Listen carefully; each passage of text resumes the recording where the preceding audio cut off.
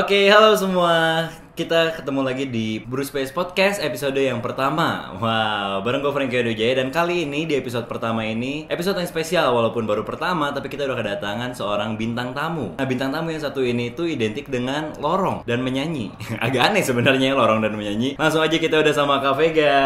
Hai. Nah Kak, tadi udah ngomongin soal lorong dan menyanyi. Karena Kak Vega ini identiknya orang-orang pada taunya ini awal mulanya nyanyi di lorong, bener nggak sih Kak? Betul. Nah itu kenapa tuh awalnya kepikiran apa sih di sebuah lorong terus kayak gue nyanyi apa gimana sih? Iya, sebenarnya iseng aja sih, nggak ada kepikiran. Jadi awal-awal aku itu kan nyanyi di lorong awal-awal karena TikTok. Oke. Jadi dulu sebenarnya download TikTok karena lagi karantina kan, lagi COVID. Nah, udah awal-awal cuma bikin TikTok buat kayak iseng, terus lebih ngedance atau bikin TikTok yang lucu-lucu gitu kan. Tiap kali bikin nyanyi tuh nggak pernah kayak masuk FYP, itu nggak pernah.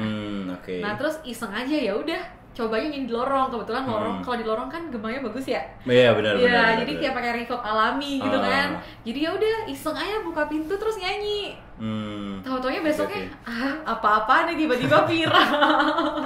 Ya, itu soalnya viral banget waktu itu ya. Itu masih ingat nggak waktu itu pertama kali nyanyinya itu di sebuah hotel, di hotel ya berarti? Bukan, itu lagi di apartemen aku. Oh, lagi di apartemen. Oh, oke.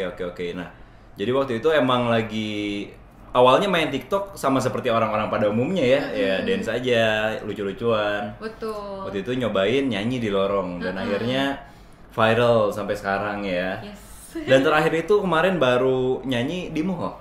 Bener nggak? Karena kemarin tuh sempet nantang netizen. Jadi waktu aku karantina yang waktu PSBB itu kan aku lagi kesangkut nih ceritanya di Makassar. Jadi belum bisa pulang. Begitu pulang ke Jakarta udah ada penerbangan. Nyampe Jakarta kan aku nggak di apartemen, aku di rumah. Otomatis jadi kayak oke lah mau nantang netizen. Mereka pengen nyanyi di mana? Karena kan lagi nggak ketemu lorong nih gitu. Akhirnya dia bilang nyanyi di mall Kak. Ya udah langsung kayak nyanyi di mall spontan gitu. Itu di tengah-tengah kayak si lobbynya gitu. Rencananya pengen di tengah-tengah lobby, tapi pas lagi ngerekam, ada mas-mas gitu nawarin nawarin sesuatu nawarin produk lah ya. Nawarin produk langsung kayak udah mas temenin nyanyi aja mau nggak?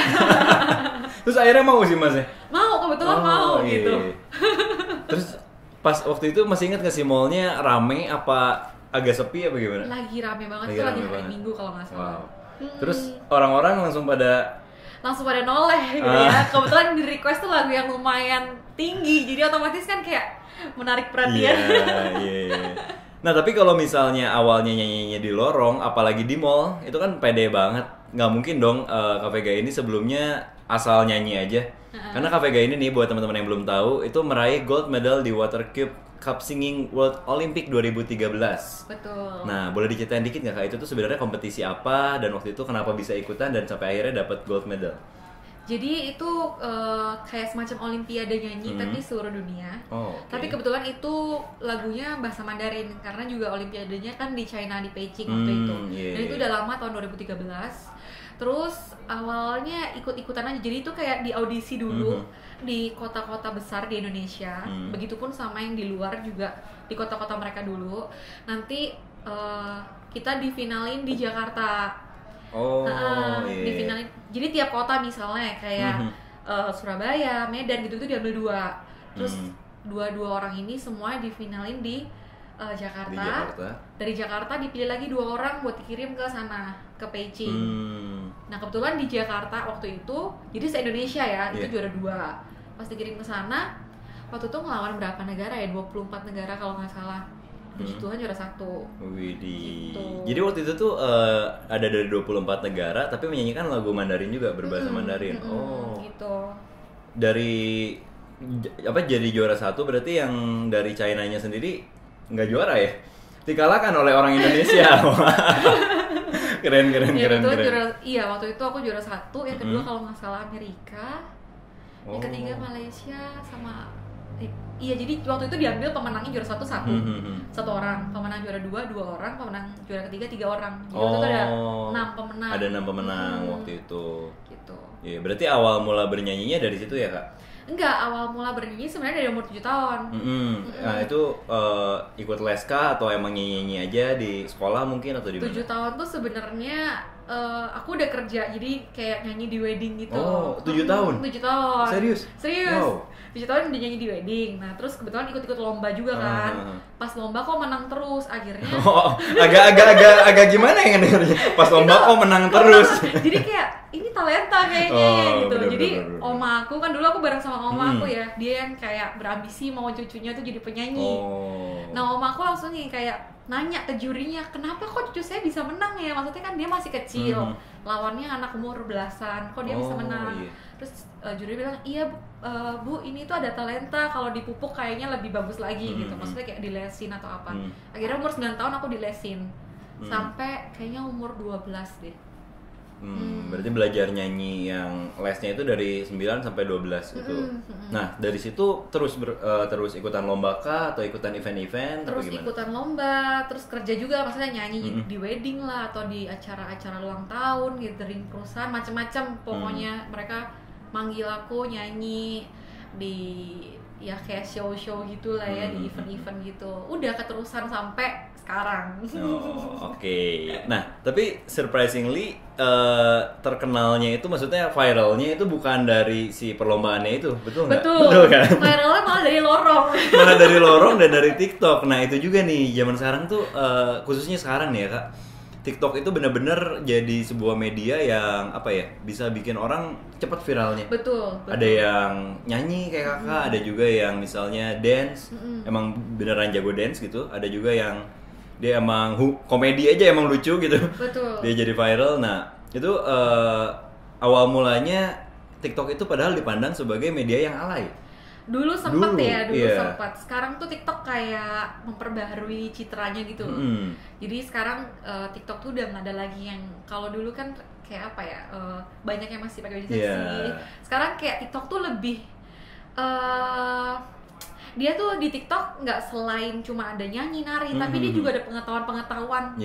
Jadi kita banyak tahu hal-hal baru yang di sosial media lain kita nggak bisa dapetin. Di TikTok malah bisa gitu. Jadi soalnya karena mungkin ya, karena orang Indonesia itu lebih suka ngelihat video daripada baca misalnya. Betul. Terus juga apa ya, di TikTok itu kan cepet biasanya. Jadi kayak orang yang ngomong kayak, guys gue lagi dari sini cepet-cepet, oh udah nangkap langsung informasinya. Betul. Simple jadinya. Kayak gitu. Oh, jadi berarti setuju ya, Kak Vega ini viralnya itu dari TikTok. Betul, dari TikTok. Walaupun sebenarnya sebelumnya mendapatkan penghargaan yang lebih bergengsi ya. Iya. Tapi baru viral lewat TikTok. Padahal show kesana kesini tapi viralnya di lorong. Di lorong baru viralnya itu tuh, the power of netizen ya sekarang ya. Betul. Hebatnya kayak gitu. Nah, tapi kan ngelihat sekarang TikTok kan lagi berkembang. Mungkin ya kita bisa sebutnya apa ya, banyak yang agak-agak berlebihan juga. Maksudnya kayak di TikTok, sorry nih, maksudnya pakaiannya agak terbuka, terus ada juga yang terlalu over lah gitu. Nah itu gimana sih Kak ngelihat yang kayak gitu? Kalau aku tergantung sih ya, TikTok tuh kalau kita nge-scrollnya FYP-nya tentang pengetahuan, tentang apa yang keluar itu.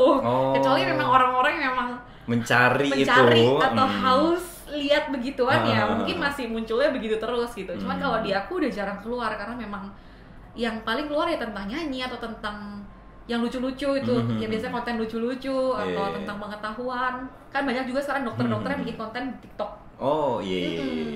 Gitu. Jadi emang tergantung juga ya. Sambil diminum dulu aja Kak, nggak apa-apa. Iya siap. Nah, terus sekarang gimana sih Kak rasanya ada di posisi yang mungkin hampir seluruh Indonesia udah mengenal nih Kak Vega sebagai, wah mungkin pernah nggak misalnya lagi jalan-jalan kemana terus kayak, Kak nyanyi dong gitu. Nyanyi sih enggak, paling disapa atau diajak foto. Terus apa? Kakak yang di TikTok ya, kakak yang nyanyi di lorong ya gitu. Oh, suka ada kayak gitu. Tapi belum pernah ada yang nembak, Kak nyanyi dong gitu. Belum ada. Nah, berarti sekarang nih ya, sekarang kita tembak nih. Sekarang kita tes langsung nih. Kan ini kalau di lorong udah sering. Kemarin di mall terakhir. Ini sekarang di depan mic nih langsung nih. Oke, ini mau request lagu apa nih? Ini spontan banget ya. Spontan banget, gak apa-apa. Justru kan biar kita ngeliat nih. Apa ya? Mau lagu apa nih? Lagu favoritnya Kakak aja biar pada tahu juga orang-orang. Lagu favorit aku. Banyak sih sebenarnya apa ya? Lagu Indonesia apa ya? Indonesia apa barat? Satu-satu deh, satu Indonesia, satu barat. Barat boleh. Boleh. Apa ya? Mungkin lagu lama kali. Ini boleh, juga boleh, banyak yang request, cuman aku belum sempat bawain di ini TikTok aku atau Instagram aku. Oke. Sekalian. Ini judulnya The Power of Love. Tahu kan? Penyanyinya Celine Dion. Ya, semoga saya tahu. Kita dengar sekarang. Refnya. Boleh. 'Cause I'm your lady and you are my man. Whenever you reach for me, I'll do all that I can. We're heading for something, somewhere I've never been. Sometimes I am frightened, but I'm ready to learn of the power of love. Widih, KPG. Emang udah terbukti ya, ternyata nggak cuma bagus di lorong doang. Emang keren banget Kak, keren banget. Itu The Power of Love dari Celine Dion ya tadi ya. Soalnya ada juga beberapa orang tuh yang dia bagus cuma di kamar mandi. Seperti saya misalnya. Kalau di kamar mandi pede nyanyi gitu kan. Nah, satu lagi lagu Indonesia sekarang.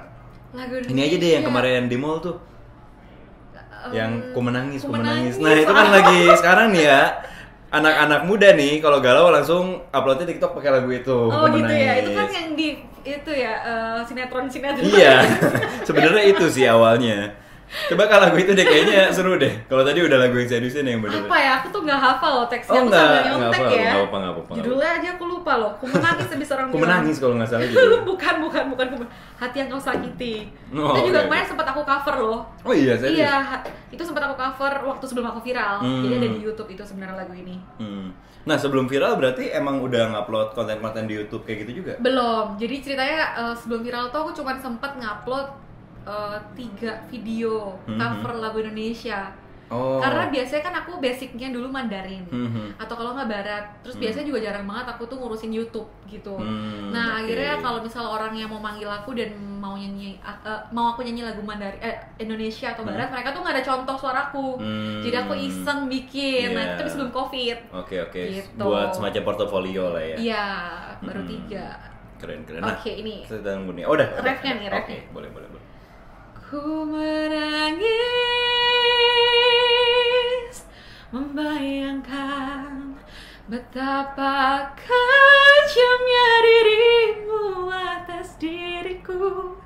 Kau duakan cinta ini, kau pergi bersamanya.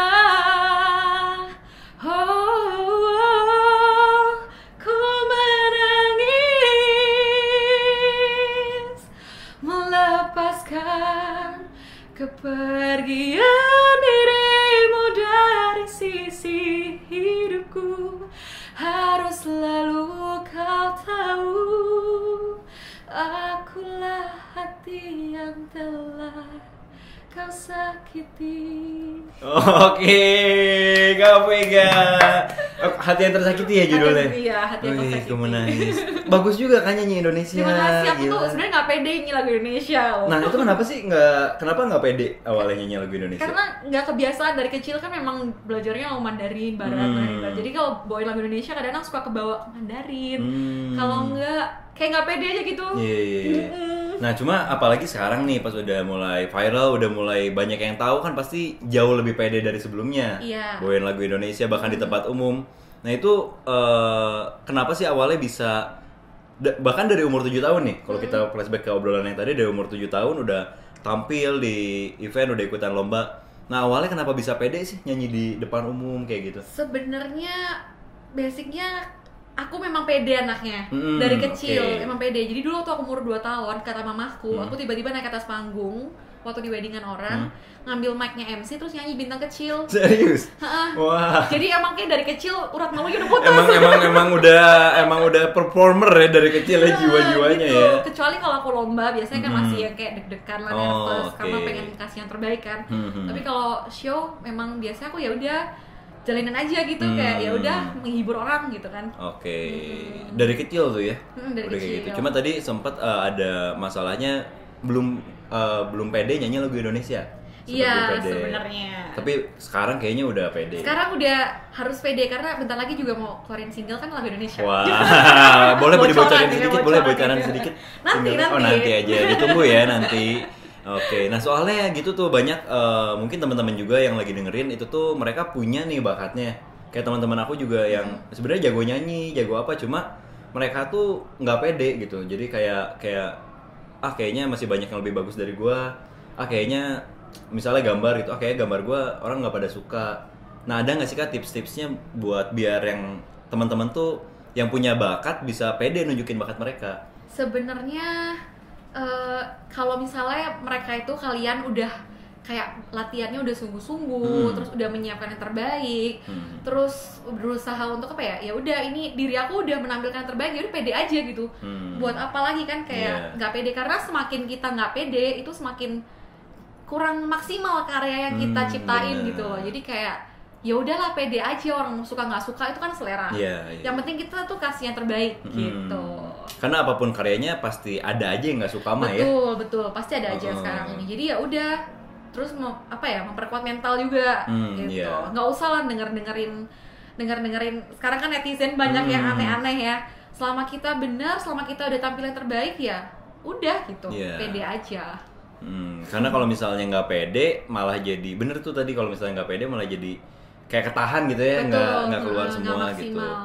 Kayak aku juga sebenarnya aku tuh bisa nyanyi Kak. Coba nyanyi dong lagu yang tadi ya misalnya. Karena aku udah denger nih dari Kak Vega bahwa kita tuh harus pede kan. Iya harus pede. Coba yang penting pede dulu ya Kak. Pede. Ku menangi. Yang penting pede. Yang penting pede. Udah kayaknya nggak bisa ya. Emang tiap orang selain pede juga harus tahu kapasitas dirinya teman-teman. Kalau nggak bisa nyanyi nggak usah maksa. Ada kelebihan kekurangan sendiri. Pasti punya bakat lainnya. Kayak gitu. Oke Kak Vega, thank you banget udah ngobrol-ngobrol bareng. Semoga teman-teman yang dengerin juga jadi tahu nih gimana caranya biar pede, dan mungkin ada yang baru tahu juga kalau Kak Vega ini dulunya sempat ikut kompetisi menyanyi dan lain-lain sampai akhirnya viral terkenal di TikTok tuh. Emang kalau menurut aku nih ya, emang bener-bener pure gara-gara bakatnya Kak Vega juga di dalam menyanyi gitu. Keren banget Kak Vega. Semoga teman-teman yang dengerin juga makin pede nih ke depannya kalau misalnya punya bakat, dan juga ditunggu sebentar lagi singlenya Kak. Bakal muncul.